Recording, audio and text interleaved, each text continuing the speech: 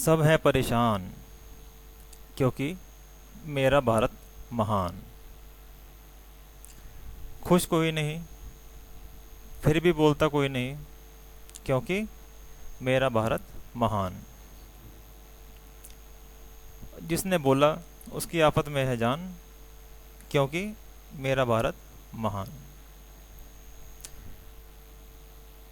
बहुत सुनते हैं टेलीविज़न पर, फिल्मों में कहा जाता है देश की हालत ठीक नहीं है, उसको सुधारना है, सड़कों पर आओ, आवाज़ उठाओ इन नेताओं के खिलाफ। टाइम किसके पास है? आपके पास तो है नहीं, किसी के पास भी नहीं है। लेकिन कभी आपने सोचा कि क्यों नहीं है? ये पिछले 60 या 65 साल का एक जो मेरी समझ में एक चीज़ आती है, इन सो कॉल्ड लीडर्स ने, जो ये हमारे बड़े बड़े नेता हैं, या ये जो सिस्टम है जो इन लोगों ने बनाया है, बड़ी ही चालाकी के साथ हम लोगों को दूसरे कामों में बिजी किया हुआ है। पिछले 60 साल से ये हमें नचा रहे हैं, हम नाच रहे हैं। और नाच कहाँ रहे हैं? नाच रहे हैं लाइनों में।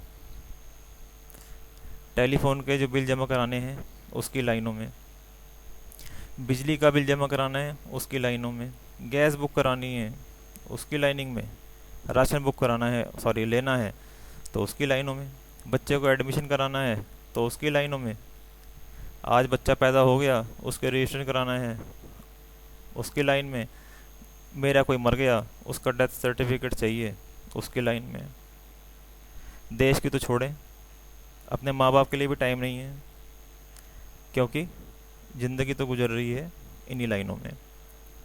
1 तारीख को जिंदा होते हैं, धीरे धीरे आहिस्ता आहिस्ता रोज़ मरते मरते मरते मरते मरते 30 तारीख तक पूरे मर जाते हैं। फिर 1 तारीख को दोबारा जिंदा हो जाते हैं। किस लिए? वही दोबारा मरने के लिए। कहाँ पर? उन्हीं लाइनों में, जो किसकी देन है? इन्हीं नेताओं की। हमारा जो पॉलिटिकल स्ट्रक्चर है इनकी। इसलिए बोलता कोई नहीं, क्योंकि लाइन बहुत लंबी है सर। लेकिन एक बात बहुत अजीब है, ये जो चीज़ है, अगर ये मैं आज से 10 साल पहले या 15 साल पहले बोलता ना, तो मेरे समझ में आती थी कि भाई सड़कों पे के ऊपर कैसे उतर जाएं, टाइम नहीं है, हर कोई भगत सिंह तो बन नहीं सकता ना भैया। रास्ते बहुत सारे हैं, फेसबुक है, यूट्यूब है, बहुत सारे मीडियम्स हैं। जब रात को बैठते फेसबुक पे अपने रिश्तेदारों को फ़ोटो भेजते हैं, मैं फ़लाँ जगह घूमने गया था, आज मेरी डीजल वाली गाड़ी मिल गई है, उसका एवरेज बहुत ज़्यादा है, मेरे बच्चों ने ये कर लिया, ऐसे हो गया, मैं फ़लानी जगह छुट्टियां मना के आ गया हूँ। जब ये सब इन फेसबुक के ऊपर और यूट्यूब के ऊपर पोस्ट करने के लिए आपके पास टाइम है, तो क्या 2 लाइनें या 3 लाइनें आप अपना जो ये सिचुएशन जो आपके आसपास हैं उनके लिए नहीं आप लिख सकते? उसके लिए थोड़ा तो कंसर्न शो करें। क्या दे के जाएंगे जो आपके आने वाली नस्लें हैं? ये क्या टाइम लगता है? बिस्तर पे बैठे ही है ना इस टाइम, जब देख रहे हैं, या दिन में ऑफिस में बैठे हैं, 10-15 मिनट का टाइम तो है, तो लिखें। जितने भी गवर्नमेंट ऑफिसेज हैं, जितने भी हमारे मिनिस्ट्रीज हैं, सबकी जो साइट है गूगल के ऊपर आप जाके मारो तो वहाँ सब कुछ उसमें आता है, उसमें है प्रोविजंस भैया, कि कांटेक्ट करें उनसे, लाइनें जाम कर दें उनकी। कोई मुद्दा लें, मैं देता हूँ मुद्दा, मुसलसल दूंगा, बार बार दूंगा, मेल कर करके उनका जीना हराम करें, आपस में बात करें, इसको डिस्कस करें। अरे कोई आपका दोस्त होगा, उसका कोई जानने वाला कोई बड़ा नेता हो, या कोई ब्यूरोक्रेट हो, या कुछ तो हो सकता है ना। इवन अगर ये जो ऊपर बैठे हैं ना, इन्हें अगर यही सब चल जाए पता कि हाँ भाई लोग इस चीज़ के लिए परेशान हैं, आपस में इस चीज़ के लिए बात कर रहे हैं, इतना प्रेशर उनके ऊपर पड़ सकता है, आप सोच नहीं सकते। अभी 10 दिन पहले पाकिस्तान में ये हुआ है, वहाँ का जो चीफ जस्टिस था उसके खिलाफ कोई साजिश जिसको हम कह सकते हैं ना, पॉलिटिशियंस ने वहाँ पर पूरी प्लांट की है, और सिर्फ ये यूट्यूब और जो सोशल मीडिया है, इसकी मदद से ही वहाँ के लोगों ने इस सब चीज़ों को पर्दाफाश किया उनका, एक तरह से आप कह सकते हैं। जब वो कर सकते हैं तो हमें क्या प्रॉब्लम है? प्रॉब्लम कोई नहीं है। बोलें, बोलना बहुत ज़रूरी है। किसी मुद्दे के ऊपर भी बात करें, मुद्दा मैं आपको देता हूँ, रोज़ दूंगा, ठीक है। ये कल की नहीं, परसों की न्यूज़ है। एक ये न्यूज़पेपर ने पूरा, एक जो उसका एडिटर है, उन्होंने एक आर्टिकल लिखा है, और जब मैंने आर्टिकल पढ़ा है तो मैं तो एक क्या कहें, रात भर सो भी नहीं पाया, और वाकई नहीं सो पाया। आप इस चीज़ को मजाक में मत लें। मैं पढ़ के आपको सुनाता हूँ। हेडिंग क्या है जी? राष्ट्रपति ने मुर्दे को दी जिंदगी। अब ये हुआ क्या है, जो हमारे राष्ट्रपति हैं, प्रतिभा पाटिल है जिनका नाम ना, 24 जुलाई को ये विदा हो रही हैं। नया प्रेसिडेंट हमारे देश के ऊपर मल देंगे ये पॉलिटिशियंस, ठीक है जी। जितनी भी फांसी की जो पिटिशंस, सॉरी, जो जजमेंट्स होती हैं, वो उसके लिए भेजते हैं राष्ट्रपति के पास कि भाई इनको दया याचिका उसको बोलते हैं कि भाई दया करके जो ये फांसी की सज़ा मिल गई है उसको आप उम्र कैद में कन्वर्ट कर दें प्लीज़।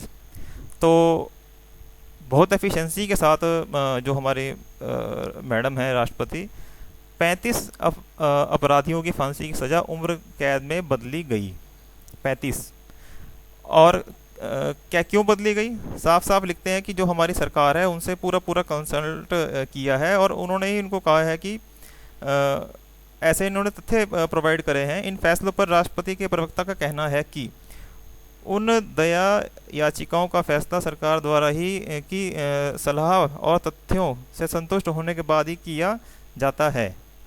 परंतु प्रश्न उठता है कि क्या राष्ट्रपति ने ये फैसले जल्दबाजी में लिए हैं, या सरकार में मौजूद किसी के कहने पर जल्दबाजी में लिए हैं? ठीक है, 35 मामले हैं, और वे 60 लोगों की निर्मम हत्या के अपराध में दोषी ठहराए चुके थे। जो 35 ये जो जने हैं जिनकी मौत की सज़ा को ट्रांसफ़र किया है उम्र कैद में, इन लोगों ने पूरा मिला करके 60 लोगों की निर्मम हत्या की है। और एक बहुत बड़ी शर्म की बात बताता हूँ, ये अब आप हिपोक्रेसी देखिए। लेडीज़ को आगे लेकर के आएंगे, हमने राष्ट्रपति लेडीज़ को बनाया है, हम संसद में भी इनको रिजर्वेशन देंगे, हम मतलब बड़ी शर्म की बात है कि हमारी जो राष्ट्रपति हैं वो खुद महिला, हमारे देश को जो पार्टी चला रही है उसकी सरबराह महिला, और इन 60 हत्याओं में से 22 जो जान थी वो महिलाओं और बच्चों की थी।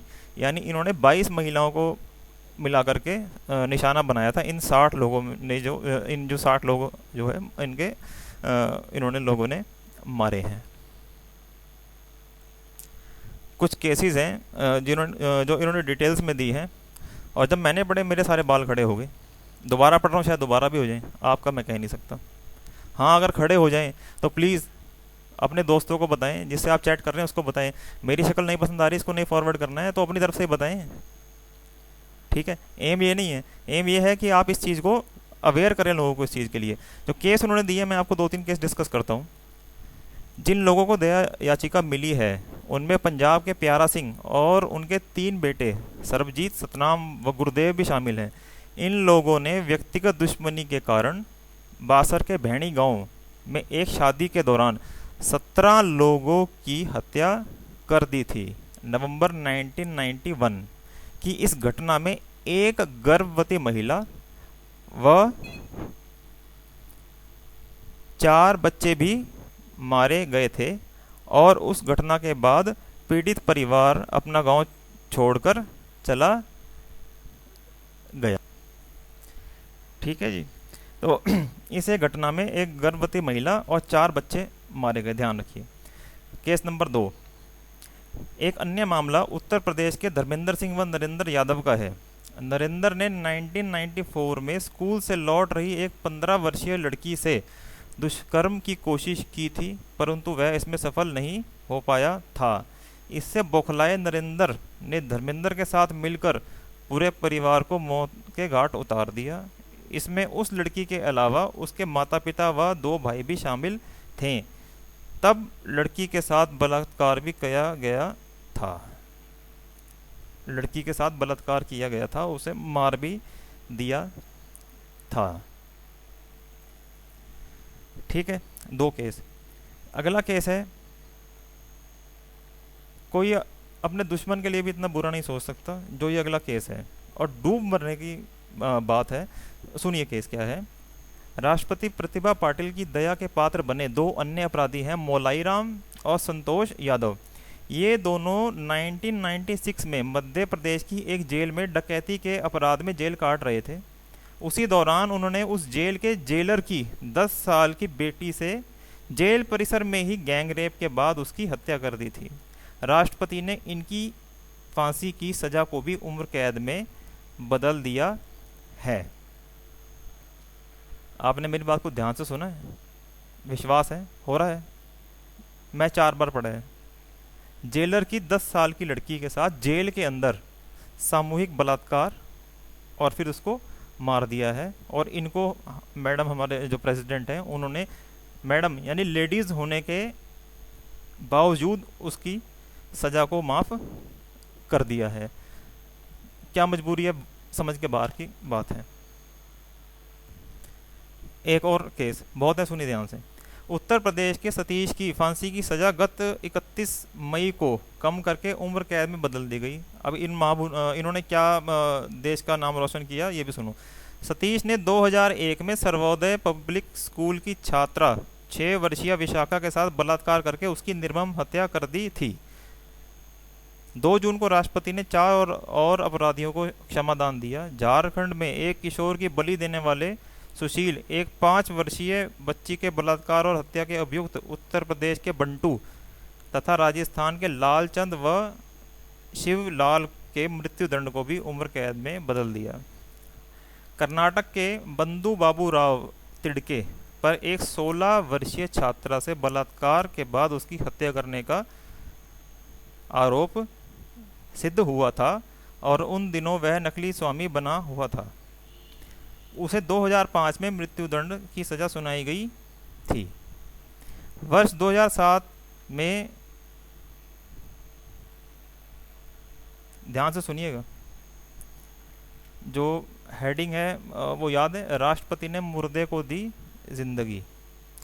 अब ये जो केस मैंने आपको बताया है ना, ये कर्नाटक के बंधु बाबू राव तिड़के, 2005 में इसको सजा हुई और 2007 में वो मर गया बीमार होने की वजह से। और मजे की बात क्या है कि इनको भी राष्ट्रपति ने फांसी की सजा जो इनकी थी कन्वर्ट कर दी है उम्र कैद में। पहले तो लड़कियां हैं, औरतें हैं, बच्चियां हैं, लड़कियां क्या कहूँ, बच्चियां हैं छोटी छोटी, जिनका बलात्कार किया गया, मारा गया। जेलर की लड़की के साथ इतना क्या कहें। और अभी एंड में आप ये देखिए कि एक आदमी सज़ा के दौरान मर गया है, उसकी भी उन्होंने फांसी माफ़ करके उम्र कैद कर दी है। मैडम आप राष्ट्रपति हैं, यमराज नहीं है कि मरे हुए को दोबारा ज़िंदा करेंगे और फिर उसको कहेंगे भैया नहीं आपको माफ़ी मिल गई है, सॉरी गलती हो गई। ठीक है, ऐसा ही करना चाहिए। अब एक आपको मैं बहुत अच्छी सी एक बात बता रहा हूँ।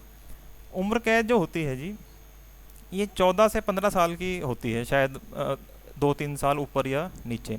और दिन रात की ये सज़ा होती है, यानी कि जो 24 घंटे हैं उसको 2 दिन गिना जाता है, 1 दिन नहीं गिना जाता। अब गौर करने वाली बात क्या है, ये जितने भी केस हैं ये सारे 1990, 91, 92, 2001 तक के सारे केसेस हैं।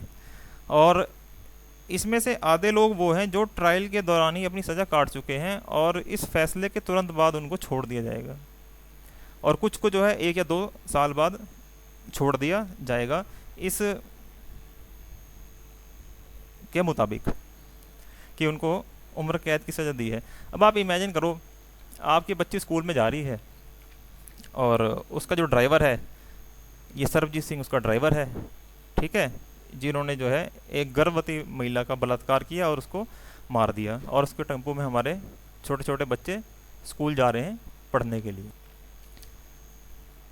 किसी की बच्ची घर में अकेली है, पापा ने और मम्मी ने कहा कि बेटा दूध वाला आएगा शाम को तो उससे दूध ले लेना, और उसे कह देना कि जी मैं घर में अकेली हूँ, तो पैसे तो कल देंगे, दूध हमें आज दे दो। और वो दूध देने वाला कौन है? वो दूध देने वाला है धर्मेंद्र। ठीक है जी, जिसने 6 साल की बच्ची का रेप किया और उसको मार दिया। ठीक है। कल किसी ने अपनी बच्ची से कहा बेटा जाकर वो छोटी सी दुकान है ना उससे ब्रेड लेकर के आओ। ठीक है। और वो दुकान को चलाने वाला कौन था? बंटू।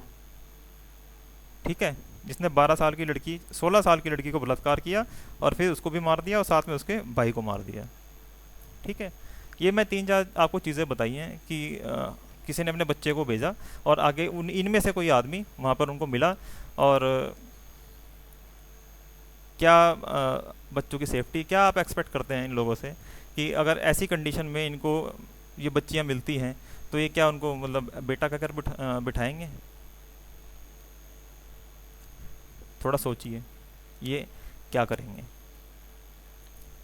और ये कोई ज़रूरी नहीं है कि जो ये इन्होंने किया है ये और है, ये हमारे साथ भी हो सकता है, आपके साथ भी हो सकता है, किसी के साथ भी हो सकता है। सिर्फ एक बार आप बैठ करके आंख बंद करके इमेजिन करिए, भगवान ना करे कि किसी के साथ ऐसा कुछ हो, लेकिन जो ये मैं पढ़ रहा हूँ उम्र 6 साल 15 साल, हम में से कितने ऐसे लोग हैं जिनके बच्चे लड़कियाँ 3 साल 4 साल 5 साल 6 साल की हैं। ध्यान से बैठें और सोचें कि उनके माँ बाप की जगह अपने आप को रख करके देखें और फिर फैसला करें कि ये जो हमारी लेडीज़ जो महिला राष्ट्रपति हैं उन्होंने इनको माफ़ कर दिया है। किसके कहने पर? सरकार। और सबको पता है कि सरकार चलाने वाली भी एक महिला ही है। बात ये लोग करते हैं महिलाओं को अधिकार देने की, इनको रिजर्वेशन देने की, ताकि इनसे वोट ले सकें। किस मुंह से वोट मांगते हैं? ठीक है। कोई बात नहीं, कसूर इनका नहीं है, कसूर हम लोगों का ही है, क्योंकि मेरा भारत महान है। सुने इस मुद्दे के सुनने के बाद थोड़ा जागें। ठीक है। सड़कों पे नहीं जाना है, टाइम नहीं मैं आपको कहीं की ख़राब कर रहा हूँ। अवेयर करें, इस चीज़ को पास आउट करें आगे। आप एक को करेंगे, वो दो को करेगा, धीरे धीरे पूरी चैन फैलेगी। पूरी जो भारत के जो जनता है ना उसको सिर्फ ये चीज़ पता होना ही बहुत बड़ी बात है इन नेताओं के लिए। इन्हें पता है कि अगले इलेक्शन में कुछ नहीं मिलना। पावर आपके हाथ में बहुत है, घर बैठे बैठे है, यूट्यूब है या फेसबुक है। आज से 10 साल पहले अगर मैं ये बात आपसे करना चाहता तो मैं नहीं कर सकता था, आज कर सकता हूँ। और अगर मैं कर रहा हूँ तो आप भी कर सकते हैं। और हाथ जोड़ के आपसे प्रार्थना है कि इस चीज़ के बारे में कुछ सोचें। ये मुद्दा जो मैंने आपको बताया है इसके बारे में सोचें और ज़रूर आगे इस चीज़ को फॉरवर्ड करें, लोगों को अवेयर करें। कोशिश करूँगा ऐसा ही कोई ना कोई मुद्दे आपके सामने मैं लेकर के आऊँ, और यही प्रार्थना करूँगा कि प्लीज़ आप उनको पढ़ें, इग्नोर ना करें। 10 मिनट या 20 मिनट में सुन लें मेरी बात, और प्लीज़ उसको आगे ज़रूर पास आउट करें, ताकि आगे से ऐसी कोई गलती ना हो।